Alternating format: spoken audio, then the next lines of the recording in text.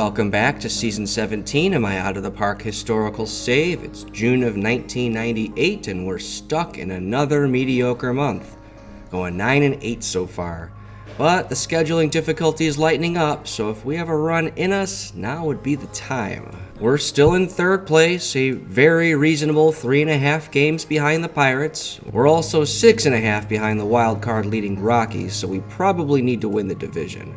The Padres and Red Sox own the best records in baseball, but the Angels are the hottest team in the midst of an 11-game winning streak. The surprise Mets are still holding on to their NL East lead as well.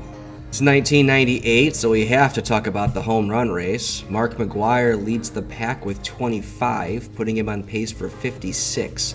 He had 33 at this point in real life.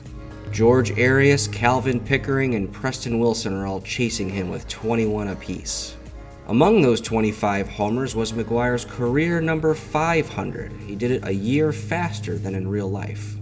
And since they just have to be connected, Sammy Sosa hit his 300th career homer just a few days later for the Rangers. He has 19 on the season. Corey Powell is also on the fringe of the home run race, but he's also guided the Royals back to the top of the AL Central while leading his own race for a 400 batting average. But since John Olerud put up a 417 a couple seasons ago, 400 just isn't as exciting as it used to be.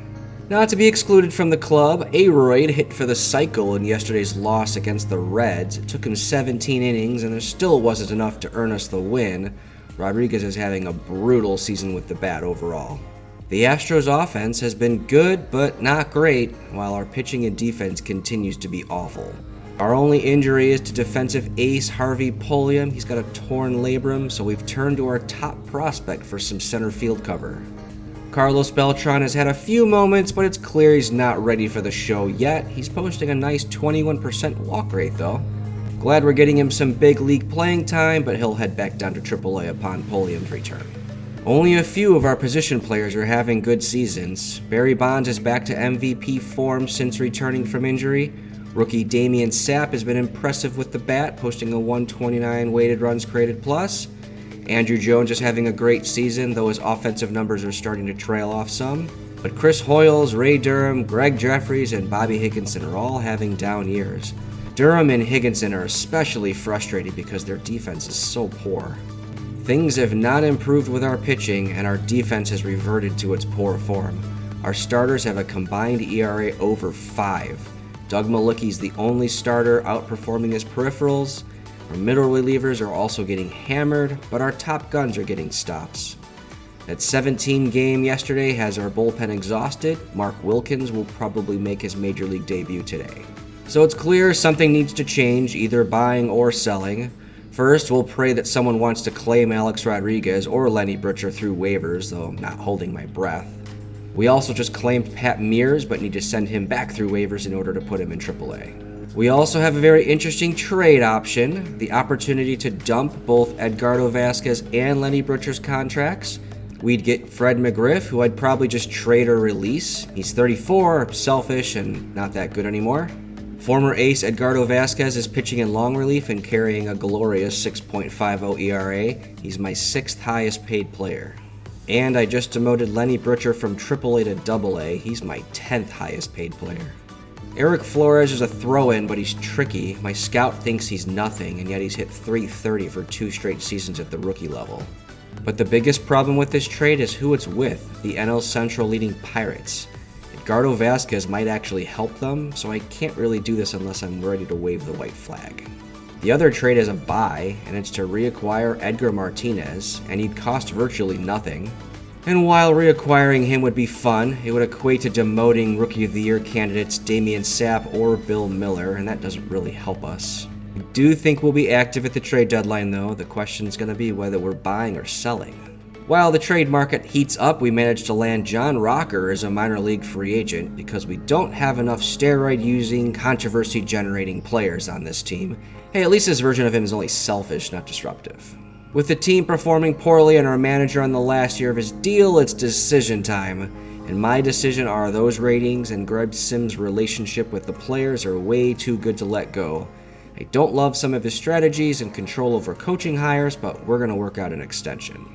And my scouting director's getting an extension too. Looks like there could be someone better after this season, but it's not worth the risk of him getting extended and Jones walking. This extension's already done. Our opponent today is the Cincinnati Reds, who are currently tied for us for third in NL Central, and they're on a 4-game winning streak. They have a pretty average lineup, a couple of good starters, and a solid defense that's propping up a bunch of pitchers that don't even belong in the big leagues. Rich Becker is still their star, who's posting a .402 on-base percentage. Reigning Cy Young Award winner Chris Nabholz ranks near the NL lead in innings pitched, wins, walks per 9, and WAR. But the complementary pieces need a lot of work. Adam Kennedy has given them a boost at second base, but they don't have anything else exciting in their system. So let's see what happens today against 30-year-old Andy Ashby. Jason Barre's on the hill today. That was a fly out to left that we couldn't see. So things have been pretty bad for Barre, like most of our rotation. That's a steal of second base. We got Becker. Need Stanley to get out of this. It's hit pretty deep to right, and we have it.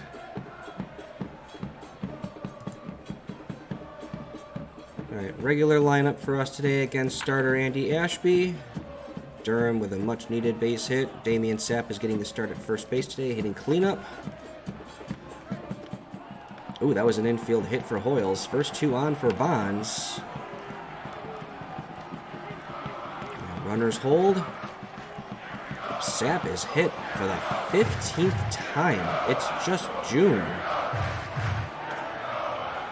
And Jeffries flies out to left, but he's going to get the sac fly. We have a 1-0 lead. Maybe Andrew Jones can do a little bit more. He cannot. So a 1-0 lead. Let's see if Barre can not implode. Barre and this defense, of course. Hey, and Hoyles just threw out Scott Hatteberg at first base. Just in time for Barre to walk his first batter. Andrew Jones has that from Molitor in center. Molitor has that 3,000th hit this season. Another runner in scoring position, though.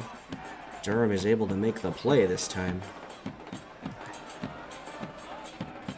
Not too often I can say Ray Durham makes the play.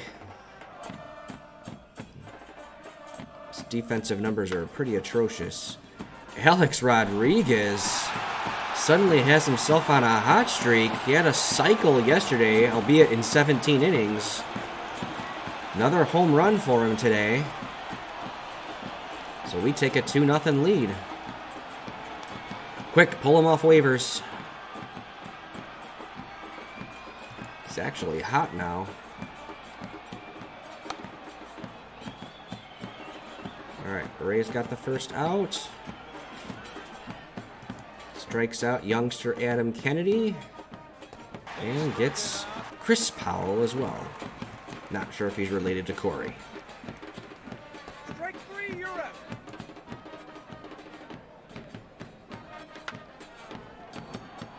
Bonds is 0 for 2. Damian Sapp manages not to get hit by the pitch this time, but grounds out to third. 1-2-3. And here's Becker. And he's got a base hit. Having another good season for the Reds. He's still second. Everyone's running on Barre. Uh-oh. That is out of here. Jason Barre special. Another home run allowed. So we're tied up at 2. Nobody out yet in the 4th.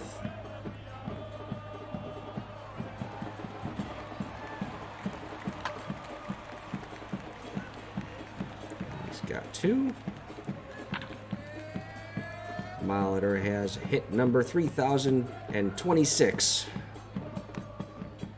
Second walk for Barre. One for the pitcher. Puts it in play, but we've got it. So Jeffries will lead off for the Astros.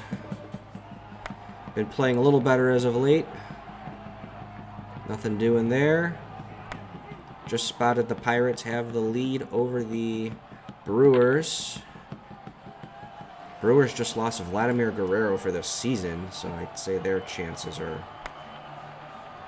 greatly damaged.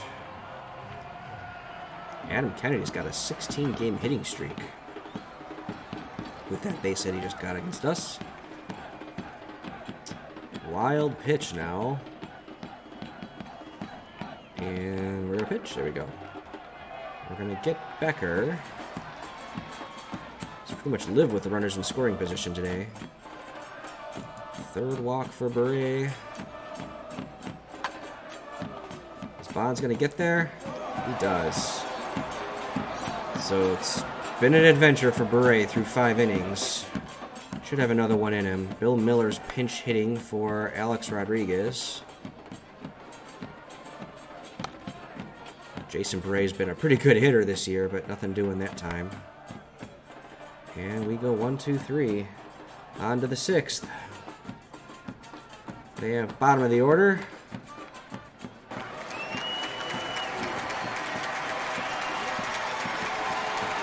Gets the first 2. And Gene Larkin has a base hit, which will have Andy Ashby come up. And Andy Ashby has a base hit, so that's lovely. Now we got to get Adam Kennedy, the very hot Adam Kennedy. And we get him to line up to left. Good play by Bonds. All right, middle of the order coming up. And Hoyles sends a fly ball to left that's caught. 0 for 3 for Bonds today. And Sapp got hit again.